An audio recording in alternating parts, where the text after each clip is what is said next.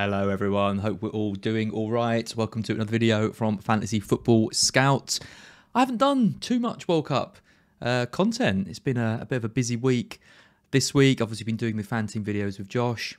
We had Jenny and Andy do one of the FIFA games as well, and we've got sort of more coverage going on as we go. But I thought I'd just put this video together just to give a few of my thoughts ahead of the World Cup. There's a number of different games that I'm playing, so I'll talk through some of those. I'll talk through my different teams, my predictions, and some of the players you might want to be considering for the various games, fantasy games that you might be doing as well. Excuse the hoodie. I mean, it's winter now, so I feel like every video I'm going to be in this hoodie. It's really warm and comfortable.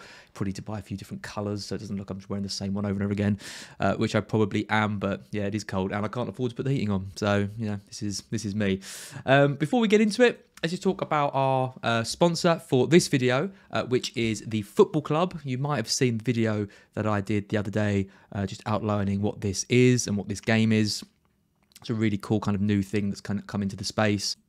Essentially, what the Football Club have done here is create a game for the World Cup, which is completely free to enter. It's got a $50,000 prize pool and a $250,000 sort of main prize pool if you're willing to enter into some of the more advanced options. But the $50,000 prize pool is completely free to play. Essentially, all you do is you enter a team, a fantasy team.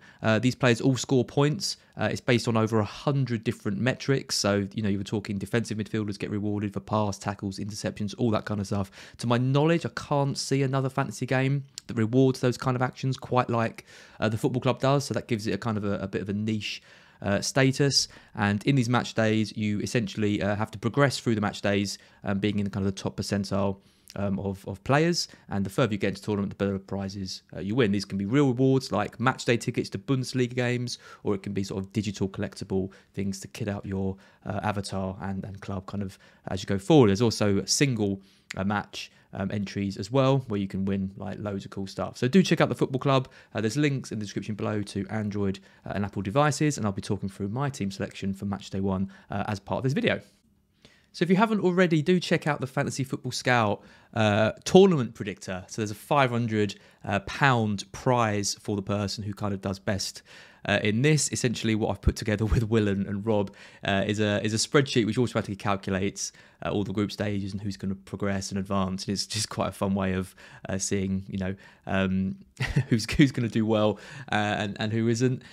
You all can also like predict the top goal scorer, golden boot winner, the golden boy, the best player of the tournament as well, and the most team goals, all this kind of stuff. So if you're looking for something big to put on your wall, print off in massive things, then something like this. So Fantasy Football Scout members can get this and be entered into the prize draw. So I thought I'd just use this as a way of just going through kind of my predictions for the World Cup.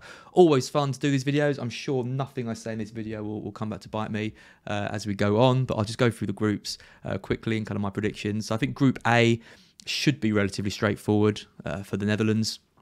They've got a good team, you know, players like Frankie de Jong of Barcelona. This Gakpo guy looks really exciting. Don't know too much about him, but he's got 27 goals, I think, for PSV so far this season. Looks like he's going to be fighting out for, you know, playing up front. You know, they've got Bergwijn there, they've got Depay, but could this be a bit of a breakthrough tournament? And for him, he's very young. I think he's 23 years old. And, you know, I'm always looking at these kind of 23-year-old players in World Cups, because you always think there's going to be one, like another James Rodriguez or someone who's just going to burst through. And I wonder if it could be, Gakpo in this one. I've also got my eye on Leao as well, the Portuguese winger playing for AC Milan. It's West Ham then, they wish. Playing for AC Milan, having a really strong season for them. I wonder if we're going to see a bit of a breakthrough for him. And of course Mbappe, I mean, Mbappe's only, 23, 24 years old. So could this be the tournament where he really puts his kind of name amongst the real elite? I mean, he's already won the World Cup. He's already, you know, smashing in goals for club and country. But I wonder if this tournament could be where we see him take even the next level, move up to Ronaldo and Messi status. Could be really interesting. Elsewhere in Group A, I think it's going to be really close between the other three teams. I think, you know, this first match, Qatar versus Ecuador, is going to basically decide who comes second. I think Senegal without Mane is an absolute huge blow for them. I'm not expecting them to qualify, so I think it's going to be between Qatar and Ecuador. I've gone for Qatar because I think just the home edge will just give them that little bit more. This Afif guy, who I've got in one of my teams, I'll show you in a bit, He's the kind of the biggest spark in the Qatar team. He's on all the set pieces, so he's quite cheap on all these fantasy games. The trouble is on the FIFA game, and I think Sky, he's forward, but he plays on the wing. I think it's just on FanTeam, but he's playing, kind of he's classified as a midfielder. So there's not really too many options in Qatar. Ecuador have got a Stupinian as well, who's obviously very attacking, and they'll probably keep it quite tight. So if you're backing Ecuador to go through, I think you go for him. But really, I think this group is all dominated by Netherlands, so I won't go too much more. Group B. It's a really, really favourable group for England. We obviously should do well. I've got us down to win it. 7 points. USA coming second. That means Iran and Wales are out. I think England, USA, and Iran were all quite good defensively. I'm not expecting there to be huge amounts of goals across these games. I think if you're looking at defenders, I think particularly USA and Iran are very, very cheap.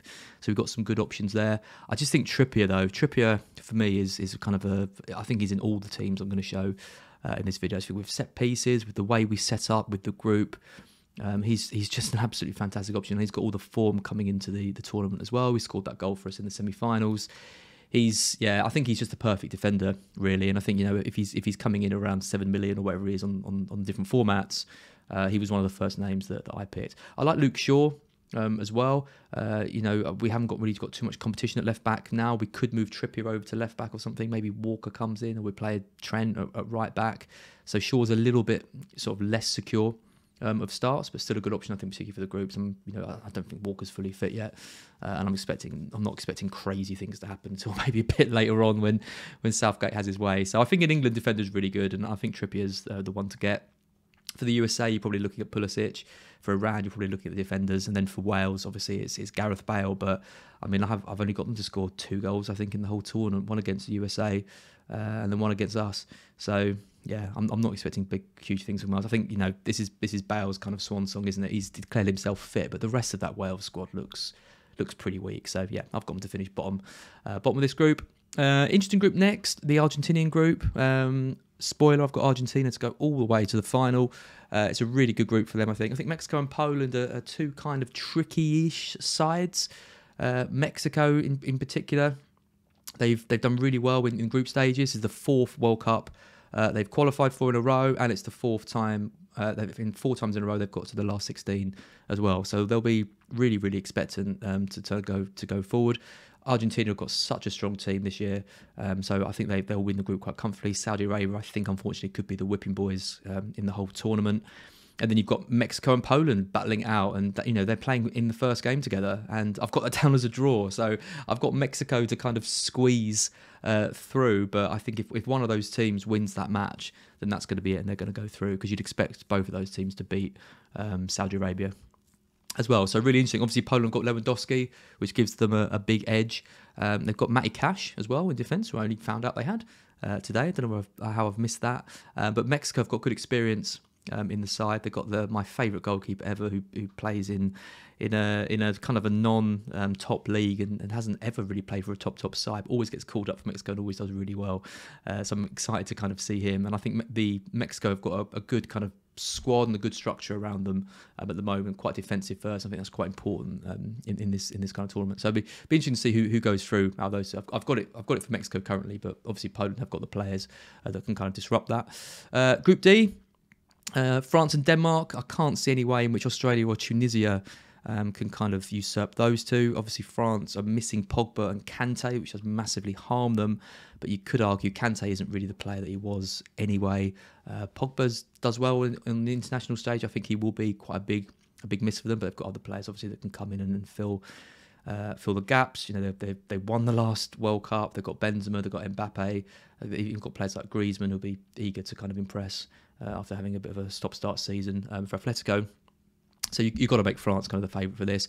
Denmark as well. I mean, what a story. Eriksen coming back. Players like Mæhle, who was so good in the Euros, when they went right the way down to the semis. Obviously, a great team spirit there. They'll be confident to qualify for this group. I mean, Australia are actually one of the informed teams coming into this tournament. I think they've won their last 5 matches or something. But I'm looking at their squad and not seeing too many sort of routes in which they're going to get goals. And I think France and Denmark are just going to be too strong for them and Tunisia. Group E, what a group this is. Germany and Spain both in the group. I mean, Costa Rica are a decent side, really, really good defensively as well. Japan have got good players. I mean, Matoma, my Brighton boy, plays them as well, but it would be a real shock if Germany and Spain didn't qualify from this group. I think the interesting part, who's going to win it, I think it's really, really close. I've actually got Germany to win the group because they scored one more goal than Spain in this. And actually the routes in which these players take, depending on what happens in this group, is really, really interesting. I'll show you in a minute, but I've got Germany getting knocked out to Brazil, for example, where Spain end up going quite far, a bit further into the tournament. So a bit like England when we played and we kind of wanted to lose that last game against Belgium a few years ago, so we could get a better group, a better run to the final. Sorry, I think actually if my other predictions hold true, I think the team that comes second in this might take it a bit more, but obviously it's difficult to call. Group F. You've got Belgium, the favourites in this. I think this is a really, really good group for Belgium. I think if you're looking at fantasy players to consider, I think particularly defensively, I just cannot see Canada or Croatia troubling Belgium too much in this group. Canada are quite an exciting team coming into this tournament, lots of young players, but haven't got the experience at this kind of level before. Belgium have got a lot of experienced players at this stage. Croatia don't have a striker. Mandzukic isn't around anymore. They've been trying a few different systems, but nothing's really been working. They're again one of these kind of defensively sound teams, but I'm not expecting them to score too many goals. Morocco's an interesting one because I think Morocco do have exciting players. They've obviously got Ziyech, they've got Boufal as well, they've got Hakimi, so they've got players that can hurt. But again, they're not one of the favourites going into this. They're quite low ranked. So players like Boufal, we've seen him playing for Southampton. We know how kind of inconsistent he'd be. We know how inconsistent Ziyech can be as well. So it could be that Morocco, these players come in and really perform and light it up. And maybe I'm giving them a bit of discredit here. I've got them no points at all, which I think is quite harsh. But I just think with Croatia, with the defence, and with Canada, with this kind of spark that they've got with some of these young players, it'd be really interesting to see. I mean, Canada are interesting because if Alphonso Davies is injured and misses out, that is a huge blow for them. And again, he plays at number 10 for Canada in quite a few of these matches. So yeah, really, really interesting group. I think Belgium obviously favourites to win, but Canada, Croatia, and Morocco with completely different styles and different routes to try and get that second place. But yeah, going to be really interesting to see what happens in that. Group G, this is Brazil's group to win, surely. Expecting them to win all three of their matches. Serbia and Switzerland, a good teams. I mean, Serbia have got Mitrovic, what he can do, great system team. They can get the ball to him. I'm expecting them to win their matches other than Brazil. Switzerland have been really, really good defensively in previous tournaments. Got Xhaka there in kind of the form of his life. As well, they are not going to be any pushovers in this, and Cameroon, unfortunately, I've also got them to get no points in this. I think this is a really, really tough group for Cameroon because Switzerland have been in these tournaments before against Brazil, and Serbia with Mitrovic as well. So there's a lot of pressure on players like Choupo-Moting up top for Cameroon, who scored today. One of the best agents in football. But yeah, I'm not expecting too much from Cameroon. Sorry to Samuel Eto'o, who I think has got Cameroon to get to the final or even win it. I think he might be a little bit biased though. And then finally, Group H. Again, I mean, they're all interesting groups. I just love the World Cup because of groups like this. I mean, Uruguay, Portugal, you'd expect them to win it quite comfortably. I think Uruguay have got the chaos personified in Darwin Núñez up top. It'd be really interesting to know what kind of tournament he has off the back of a bit of a mixed start to his Liverpool kind of career. Portugal have got all the cloud around Ronaldo. Are the players happy? Are they all annoyed with him? Fernandes and him, are they getting on? Cancelo looked like he was a bit annoyed with it. It's very, very strange atmosphere, and especially if Ronaldo doesn't even start one of these first two games, he's going to throw his toys out the pram again. It's going to be really interesting. So I've got Portugal to go through. Ghana are the lowest ranked team in the tournament. I've got them to do quite well in the group stages. I think Portugal, there's a shock result around here somewhere. I think Ghana could spring a surprise and get a draw against Portugal, kind of in that first game. And then I think it probably comes down to what happens in that career game to give Ghana any kind of shout. But you would think that Portugal are going to qualify from this group. But how far they can get into the tournament, I'm not exactly too sure about. But yeah, really interesting to see how Ghana get on, because they shouldn't really be pushing up too many trees. But I can see something happening in this group. With Uruguay, with Núñez, I know they've got a good side, but Núñez is inconsistent with Portugal, like I mentioned. And then with South Korea, with Son, not even sure if he's going to be able to play yeah, we'll kind of see what happens in that. I'll skip through these fairly quickly. These are my round 16 predictions. I've got the Netherlands to go through and Argentina, Germany and Brazil, England, France. We'd be playing Qatar in the last 16, which would be a good draw for us. And Spain, Uruguay. I think that's probably some of the favourites.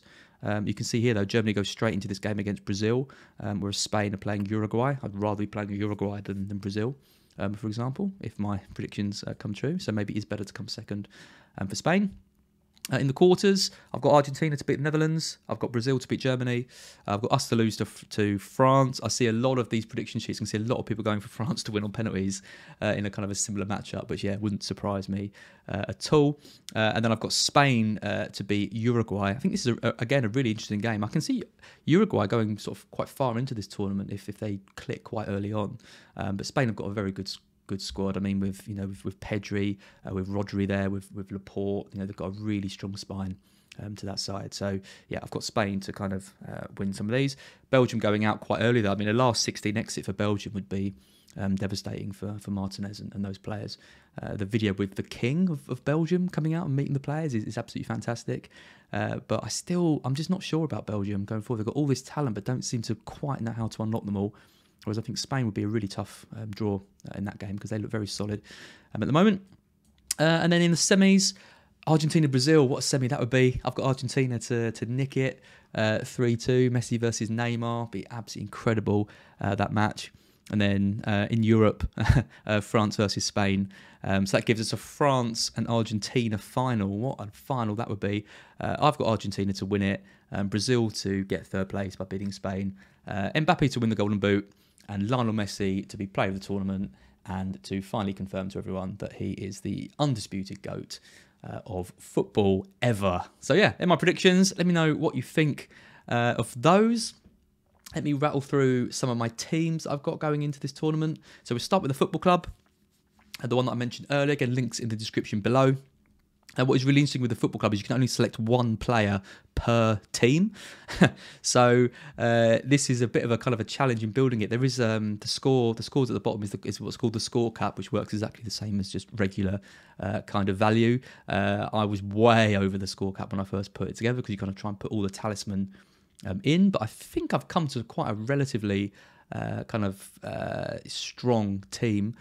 Sosa, again, like he's in quite a few of these games, is the kind of guy who makes all this happen with a lower score cap, and same with Cash as well. I've got Alisson in goal, so I'm ignoring all of the Brazilian attacking talent to have Alisson in goal. Dumfries and Trippier.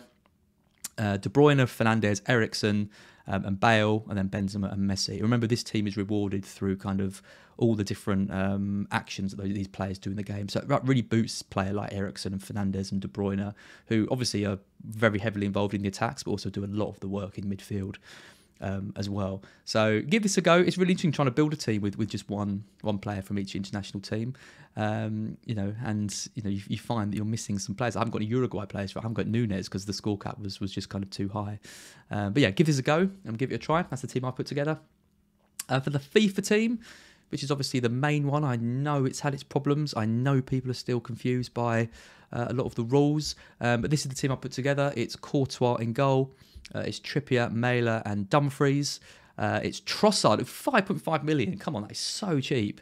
It's Ziyech, it's Di Maria, it's Sane, it's Mbappe, it's Messi, and it's Neymar. So I've got Ziyech in there because I think the Moroccan team is really interesting. I think it could kind of go either way. Sosa's really cheap as well, again in this 3.5. There's a couple of quite cheap players around here. But I think I've covered quite a lot of kind of the main guys. I mean, it's hard with this game because so many of the players are classified as forwards.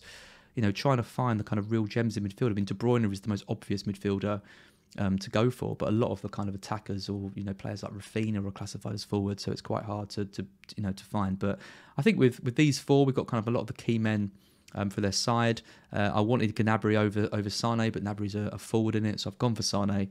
Trossard really does allow this kind of stuff to happen though, especially with the front three of Mbappe, Messi and Neymar.